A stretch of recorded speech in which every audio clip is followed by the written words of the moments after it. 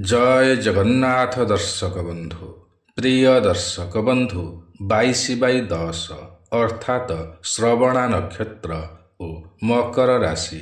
ଏହି ରାଶିର ଅଧିପତି ଗ୍ରହ ହେଉଛନ୍ତି ଶନିଦେବ ଏବଂ ଏହି ନକ୍ଷତ୍ରର ଅଧିପତି ଗ୍ରହ ହେଉଛନ୍ତି ଚନ୍ଦ୍ରଦେବ।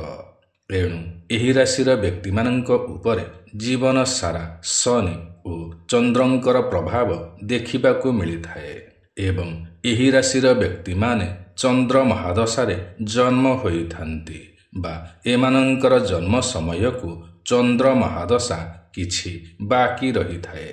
ଏଣୁ ଏହି ରାଶିର ବ୍ୟକ୍ତିମାନେ ବହୁତ ଧନୀ ହୋଇଥାନ୍ତି ବା ଜୀବନରେ ଏମାନେ ବହୁତ ଧନ ରୋଜଗାର କରିଥାନ୍ତି।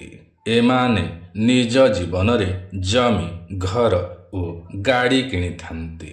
ଅଳ୍ପ ଅଳ୍ପ ସଞ୍ଚୟ କରିକି ହେଉ ବରଂ ନିଶ୍ଚୟ ଏହା ସବୁ କିଣି ହିଁ ଥାନ୍ତି ଏବଂ ଘରକୁ ସୁନ୍ଦର ଭାବରେ ସଜାଇଥାନ୍ତି। ବହୁତ ବୁଦ୍ଧିମାନ ହୋଇଥାନ୍ତି। ନିଜର ବୁଦ୍ଧି ବଳରେ ସମସ୍ତ କ୍ଷେତ୍ରରେ ସଫଳତା ପାଇଥାନ୍ତି। ଏମାନେ ଲକ୍ଷ୍ମୀବନ୍ତ ହୋଇଥାନ୍ତି, ଧନବାନ ହୋଇଥାନ୍ତି, ଗୁଣବାନ ହୋଇଥାନ୍ତି ଓ ଦାନ ଧର୍ମ କରୁଥିବା ବ୍ୟକ୍ତି ହୋଇଥାନ୍ତି। ଏମାନଙ୍କର ସାଙ୍ଗସାଥୀ ବହୁତ ହିଁ ହୋଇଥାନ୍ତି। ଏହି ରାଶିର ବ୍ୟକ୍ତିମାନଙ୍କର ଇଷ୍ଟ ଦେବାଦେବୀ ହେଉଛନ୍ତି ବିଷ୍ଣୁ ଭଗବାନ ଓ ମା ସରସ୍ୱତୀ।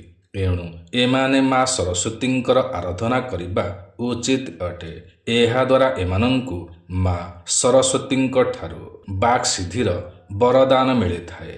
ଏହି ରାଶିର ବ୍ୟକ୍ତିମାନେ ସଫା ସୁତୁରା ରହିବାକୁ ପସନ୍ଦ କରିଥାନ୍ତି ଓ ସଫା ଲୁଗାପଟା ପିନ୍ଧିବାକୁ ମଧ୍ୟ ପସନ୍ଦ କରିଥାନ୍ତି ଏବଂ ଘରକୁ ମଧ୍ୟ ସଫା ସୁତୁରା ରଖିବାକୁ ପସନ୍ଦ କରିଥାନ୍ତି। ଯେଉଁମାନେ ଅପରିଷ୍କାର ରୁହନ୍ତି, ଅପରିଷ୍କାର ଘର ଓ ବସ୍ତ୍ର ବ୍ୟବହାର କରିଥାନ୍ତି, ସେମାନଙ୍କୁ ଏମାନେ ପସନ୍ଦ କରନ୍ତି ନାହିଁ। ଏମାନେ ଦୟାଳୁ ସ୍ୱଭାବର ହୋଇଥାନ୍ତି, ଖାଦ୍ୟପ୍ରିୟ ହୋଇଥାନ୍ତି, ପିତା, ମାତା, ଗୁରୁ ଓ ଈଶ୍ୱରଙ୍କୁ ଭକ୍ତି କରିଥାନ୍ତି। ଜ୍ଞାନୀ, ପଣ୍ଡିତ ଓ ଶିକ୍ଷିତ ବ୍ୟକ୍ତିମାନଙ୍କୁ ଏମାନେ ସମ୍ମାନ ଦେଇଥାନ୍ତି ବା ରେସ୍ପେକ୍ଟ ଦେଇଥାନ୍ତି। ଏଣୁ ଏମାନେ ଜ୍ଞାନକୁ ସମ୍ମାନ କରିଥାନ୍ତି।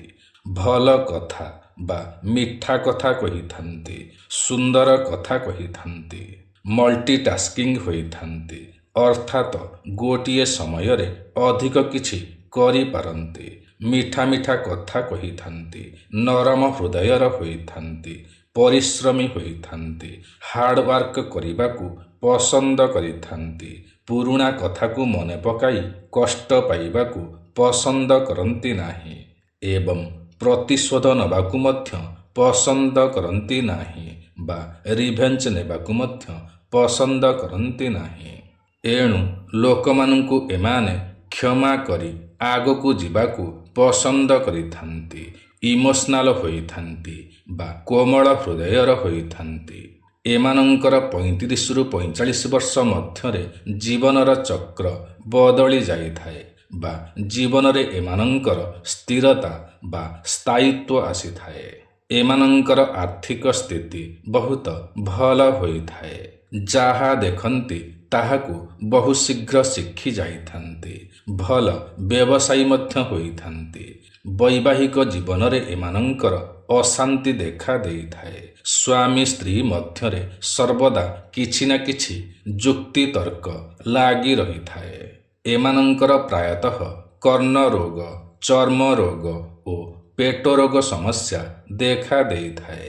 ଏମାନେ ଧାର୍ମିକ ହୋଇଥାନ୍ତି ଓ ଧୈର୍ଯ୍ୟବାନ ହୋଇଥାନ୍ତି, ସମ୍ବେଦନଶୀଳ ହୋଇଥାନ୍ତି, ହସ ହସ ମୁହଁ ସର୍ବଦା ରହିଥାଏ, ଇଚ୍ଛା ଏମାନଙ୍କର ପ୍ରବଳ ରହିଥାଏ। ଏମାନେ ପ୍ରକୃତି ପ୍ରିୟ ହୋଇଥାନ୍ତି, ଗୀତ ସଙ୍ଗୀତ କ୍ଷେତ୍ରରେ ଭଲ କାର୍ଯ୍ୟ କରିଥାନ୍ତି, ଭଲ ପ୍ରବଚକ ହୋଇଥାନ୍ତି, ଭଲ ଭାଷଣ ଓ ଶିକ୍ଷା ଦେଇପାରନ୍ତି ଓ ପ୍ରସିଦ୍ଧି ପାଇଥାନ୍ତି। ଏମାନେ ଅନ୍ୟମାନଙ୍କୁ ରୋଜଗାର ଯୋଗାଇବାରେ ସକ୍ଷମ ହୋଇଥାନ୍ତି। ପରମ୍ପରାକୁ ଏମାନେ ସମ୍ମାନ ଦେଇଥାନ୍ତି। ଧର୍ମ ସଂସ୍ଥା ସହିତ ଯୋଡ଼ି ହୋଇ ସେବା କରିଥାନ୍ତି। ଗରିବ ଅସହାୟ ବ୍ୟକ୍ତିଙ୍କୁ ସାହାଯ୍ୟ ଓ ସହଯୋଗ କରିଥାନ୍ତି। ଏହି ରାଶିର ବ୍ୟକ୍ତିମାନେ ଚତୁଷ୍ପଦୀ ହୋଇଥାନ୍ତି, ଶନି କ୍ଷେତ୍ରୀ ହୋଇଥାନ୍ତି, ଦେବଗଣ ହୋଇଥାନ୍ତି, ନ୍ୟାୟବନ୍ତ ହୋଇଥାନ୍ତି, ସର୍ବଜନ ବଶକାରୀ ହୋଇଥାନ୍ତି ବା ସମସ୍ତଙ୍କୁ ହାତ ମୁଠାରେ ରଖିପାରନ୍ତି। ସମସ୍ତଙ୍କର ପ୍ରିୟ ପାତ୍ର ହୋଇଥାନ୍ତି। ଏମାନେ ପୁରାଣ ପାଠ କରିଥାନ୍ତି, ଚାକର ଚାକରାଣୀ ରଖିଥାନ୍ତି, ଶୃଙ୍ଗାର ଭୋଗୀ ହୋଇଥାନ୍ତି ବା କାମୁକ ହୋଇଥାନ୍ତି, ପର ସ୍ତ୍ରୀଗାମୀ ହୋଇଥାନ୍ତି, ଲକ୍ଜରୀ ଲାଇଫ୍ ବିତାଇଥାନ୍ତି ବା ବିଳାସ ବ୍ୟସନରେ ରହିଥାନ୍ତି। ଏମାନେ ତେଜବନ୍ତ ହୋଇଥାନ୍ତି। ହାତରେ ଏମାନଙ୍କର ମତ୍ସ୍ୟରେଖା ରହିଥାଏ, ଯାହାକି ବହୁତ ଶୁଭ ହୋଇଥାଏ। ଦେହରେ ଏମାନଙ୍କର କଳା ଯାଇ ବା ଯାଇମନ୍ଦା ରହିଥାଏ। ଏମାନେ ସୁଖୀ ହୋଇଥାନ୍ତି। ମାଛ ମାଂସରେ ଶ୍ରଦ୍ଧା ରହିଥାଏ। ରତ୍ନ ପ୍ରିୟ ହୋଇଥାନ୍ତି ବା ଅଳଙ୍କାର ପ୍ରିୟ ହୋଇଥାନ୍ତି। ବହୁ କୁଟୁମ୍ବୀ ହୋଇଥାନ୍ତି। କାହାରି କାହାରି ଦୁଇଟି ଭାର୍ଯ୍ୟା ହୋଇଥାନ୍ତି।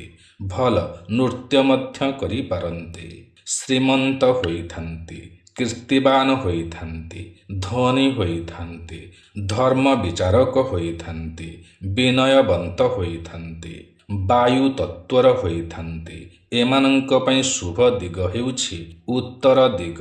ଶୁଭ ବାର ହେଉଛି ସୋମବାର। ଶୁଭ ରଙ୍ଗ ହେଉଛି ହାଲକା ନୀଳ। ଶୁଭ ସଂଖ୍ୟା ହେଉଛି 2 ଓ 4। ଶୁଭ ମନ୍ତ୍ର ହେଉଛି ବିଷ୍ଣୁ ସହସ୍ର ନାମ। ଏହି ରାଶିର ବ୍ୟକ୍ତିମାନେ ବେଲଗଛର ପୂଜା କରିବା ଦ୍ୱାରା ଭାଗ୍ୟ ଏମାନଙ୍କର ବଦଳି ଯାଇଥାଏ। ଷ୍ଟ୍ରଗଲ ଲାଇଫ୍ ଏମାନଙ୍କର ସକ୍ସେସ୍ ଲାଇଫରେ ପରିଣତ ହୋଇଥାଏ ଏବଂ ଏମାନଙ୍କୁ ସଫଳତାର ଭଲ ଭଲ ମାର୍ଗ ମିଳିଥାଏ ଏବଂ ପୂର୍ଣ୍ଣିମା ବ୍ରତ ପାଳନ କଲେ ସମ୍ପର୍କରେ ଏମାନଙ୍କର ସୁମଧୁରତା ଆସିଥାଏ ବା ବୈବାହିକ ସମ୍ପର୍କ ଏମାନଙ୍କର ମଧୁର ହୋଇଥାଏ। ତେବେ ପ୍ରିୟ ଦର୍ଶକ ବନ୍ଧୁ, ଏହା ତ ଥିଲା 22/10 ଅର୍ଥାତ ଶ୍ରବଣା ନକ୍ଷତ୍ର ଓ ମକର ରାଶି ବିଷୟରେ। ଆଜିର ଏହି କାର୍ଯ୍ୟକ୍ରମଟି ଆପଣଙ୍କୁ କିପରି ଲାଗିଲା ନିଶ୍ଚୟ କମେଣ୍ଟ କରି ଜଣାଇବେ। ଯଦି ଆଜିର ଏହି କାର୍ଯ୍ୟକ୍ରମଟି ଆପଣଙ୍କୁ ପସନ୍ଦ ଆସିଥାଏ ତେବେ ଗୋଟିଏ ଲାଇକ୍ ନିଶ୍ଚୟ କରିବେ।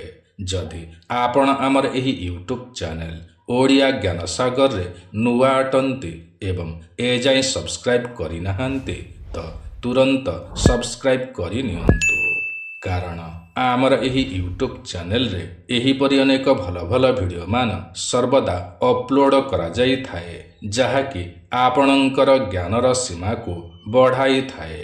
ତେବେ ଆଜି ପାଇଁ ଏତିକି। ପୁଣି ଦେଖା ହେବ ଆସନ୍ତା ନୂଆ ଏକ କାର୍ଯ୍ୟକ୍ରମରେ। ସେ ପର୍ଯ୍ୟନ୍ତ ଆମକୁ ବିଦାୟ ଦିଅନ୍ତୁ। ଜୟ ଜଗନ୍ନାଥ ଦର୍ଶକ ବନ୍ଧୁ।